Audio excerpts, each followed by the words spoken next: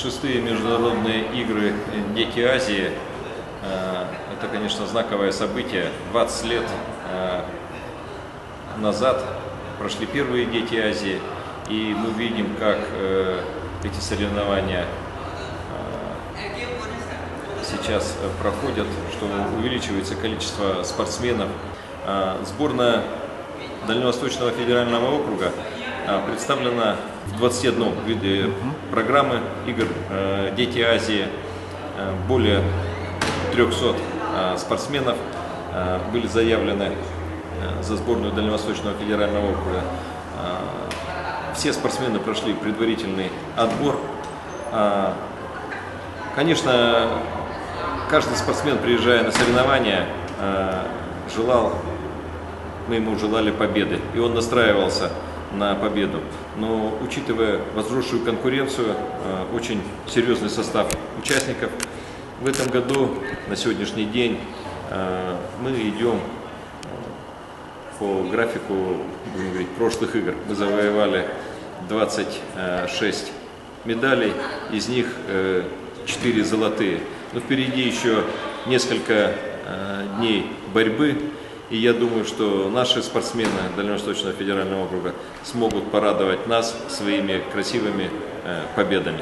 С каждыми играми уровень организации и проведения игр возрастает. Мы видим, что соревнования проходят строго по международным правилам. Оргкомитет провел большую работу и оснастил все места проведения соревнований современным оборудованием, которое отвечает всем международным требованиям.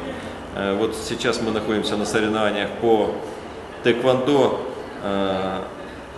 Оборудование соответствует высшим олимпийским стандартам.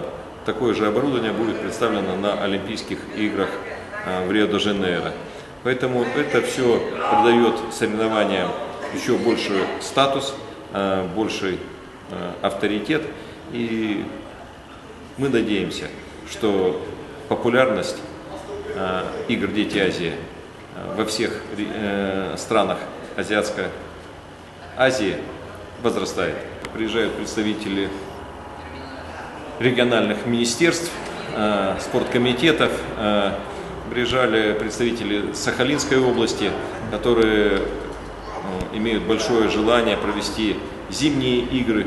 Они изучали опыт организации проведения столь масштабных и значимых мероприятий. Поэтому каждый регион приезжает, изучает опыт, и дальневосточники тоже стараются посмотреть и перенять все то, что лучшее, что есть в республике Саха-Якутия.